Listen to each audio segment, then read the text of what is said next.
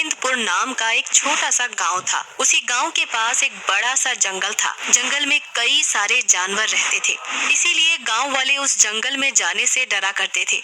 ऐसे ही एक दिन सभी गांव वाले अपने घरों में सो रहे होते हैं। तभी रात के 2 बजे सभी गांव वालों को किसी लड़की की चिल्लाने की आवाज आती है। गांव वाले आवाज सुनकर अपने घर के दरवाजे पर आकर खड़े हो जाते हैं और इधर उधर देखने लगते हैं, परंतु किसी को भी कोई भी नहीं दिखाई देता। जिसके बाद पुष्पा नाम की एक औरत अपनी पड़ोसन दिया से बोलती है, अरे बहन, तुमने भी किसी लड़की की चीखने की आवाज सुनी क्या? हाँ बहन, अभी कुछ समय पहले हमें भी किसी लड़की के चिल्लाने की आवाज सुनाई दी थी, पर आसपास तो कोई नजर नहीं आ रहा। फिर ये आवाज किसकी हो सकती है? अरे भाइयों और बहनों, ऐसा भी हो सकता है कि ये आवाज जंगल में से किसी की हो। आखिर जंगल में इतने सारे जानवर जो हैं, क्या पता कोई मुसाफिर जा रहा हो और जंगल के जानवरों ने उसको अपना शिकार बना लिया हो। तुम सही बोल रहे हो भैया, हमें भी ऐसा ही लगता है। चलो अब हम सब अपने अपने घरों में जाकर सो जाते हैं। ऐसे भी बहुत रात हो चुकी है, इस समय घर से बाहर निकलना सही नहीं होगा।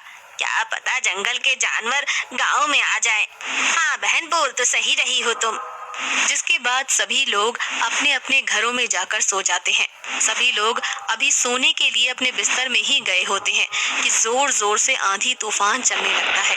तेज आंधी तूफान देखकर दिया खुद से बोलती है, पता नहीं आज क्या हो रहा है, पहले किसी के चिल्लाने की आवाज और अब ये तेज आंधी तूफान। खैर, मुझे अब सो जाना चाहिए, मौसम का क्या है, वो तो बिगड़ता ही रहता है।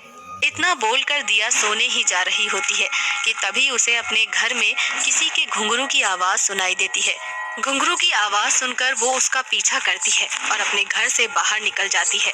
दिया जैसे जैसे उस घुंघरू की आवाज का पीछा करके उसके पास जाने की कोशिश करती है, उस घुंघरू की आवाज उससे मानो और दूर हो जाती है।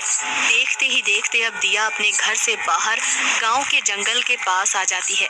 जंगल के पास आते ही दिया के कदम रुक जाते हैं और वो खुद से बोलती है, हे भगवान, ये मुझे क्या हो गया है, मैं यहाँ कैसे आ गई? मौसम तो बिगड़ता ही जा रहा है, मुझे जल्दी से घर जाना चाहिए। इतना बोलकर दिया अपने घर की ओर जाने लगती है कि तभी उसे चीते की आवाज सुनाई देती है। चीते की आवाज सुनकर दिया डर जाती है और डरते हुए पीछे मुड़कर देखती है तो वो देखती है कि एक चुड़ैल चीते के ऊपर बैठी हुई है और जोर जोर से हंस रही है। चुड़ैल और चीते को देखकर दिया जोर से चिल्लाती है और तभी वो चुड़ैल दिया का सर काट देती है और भूतिया चीता उसके शरीर को खा जाता है। दिया की आवाज सुनकर एक बार फिर से सभी गांव वाले बाहर की ओर आते हैं और एक दूसरे से बोलते हैं, अरे गांव वालों, क्या तुम लोगों ने दिया बहन की आवाज सुनी? हाँ बिरजू भैया, मुझे दिया बहन की आवाज सुनाई दी, तभी तो हम सब गांव वाले बाहर आए हैं। दिया बहन की आवाज जंगल के पास से आई है, चलो चलकर दिया बहन को देखते हैं। हाँ हाँ पुष्पा बहन, तुम सही बोल रही हो। इससे पहले कि हम लोगों को दिया बहन के पास पहुंचने में देरी हो जाए, हम लोगों को जल्द से जल्द दिया बहन को ढूंढना होगा। अब सभी गांव वाले अपने हाथों में मशाल लेकर जंगल की ओर निकल पड़ते हैं। जंगल के पास पहुंचते ही सभी गांव वाले देखते हैं कि जंगल के बाहर ही दिया का सर पड़ा हुआ है और उसके शरीर को देखकर ऐसा लग रहा होता है मानो जैसे किसी जानवर ने उसके शरीर को नोच नोच कर खा लिया हो।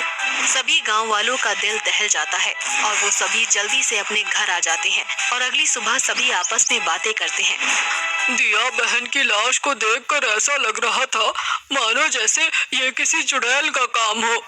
तुम सही बोल रहे हो बिरजू भैया, परंतु दिया बहन के शरीर को देखकर ऐसा लग रहा था मानो जैसे उसकी लाश को किसी जानवर ने नोच नोच कर खाया हो। आखिर समझ नहीं आ रहा है कि ये काम किसका हो सकता है। आखिर कौन हो सकता है जिसने दिया बहन को मार डाला? मुझे तो पूरा यकीन है ये काम किसी चुड़ैल का ही है। दिया बहन के मरने से पहले किसी के चिल्लाने की आवाज, फिर मौसम का एकदम से बिगड़ना और ठीक हो जाना, ये सब इसी की ओर इशारा करता है कि अपने गांव पर किसी चुड़ैल का साया है। हमें कुछ करना होगा। अब सभी गांव वाले इसी सोच में पड़े होते हैं कि आखिर ये काम किसका हो सकता है। क्या ये काम सच में किसी जानवर का था या फिर किसी चुड़ैल का? अब दिन ऐसे ही बीतते हैं और अब एक एक करके गांव वालों की जाने जाने लगती हैं। गांव में मौत का सिलसिला शुरू हो जाता है। अब आए दिन चुड़ैल अपने भूतिया चीते के साथ किसी न किसी का शिकार करती है। गांव वालों को चुड़ैल के बारे में अब सब पता चल जाता है, जिसके बाद सभी गांव वाले चुड़ैल से छुटकारा पाने के लिए एक बाबा के पास जाते हैं और सारी बात पहाड़ी वाले बाबा को बताते हैं। पहाड़ी वाले बाबा एक छोटा सा यज्ञ करवाते हैं। यज्ञ करने के बाद बाबा गांव वालों से बोलते हैं, ये एक अतृप्त चुड़ैल है जो बरसों से उस जंगल में कैद थी, परंतु 1000 साल पूरे होते ही वो चुड़ैल अपने श्राप से आजाद हो चुकी है और आजाद होते ही उसने अपने भूतिया चीते को भी आजाद कर लिया है। वो अब गांव के हर इंसान को एक एक करके मार देगी। वो गांव के सभी लोगों को मारे उससे पहले हमें उसे फिर से जंगल में कैद करना होगा। पर बाबा, हम गांव वाले चुड़ैल को कैसे कैद कर सकते हैं? अपने गांव की शुद्धि करके।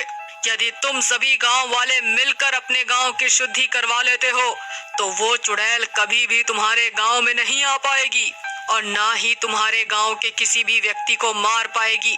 साथ ही उसकी आत्मा और भूतिया चीता दोनों ही उस जंगल में हमेशा के लिए कैद हो जाएंगे। बाबा, हम ये पूजा यज्ञ और शुद्धिकरण करवाने को तैयार है, बस आप हमें उस चुड़ैल से मुक्ति दिला दीजिए। बाबा के कहने पर सभी गांव वाले मिलकर गांव की शुद्धि करवाते हैं।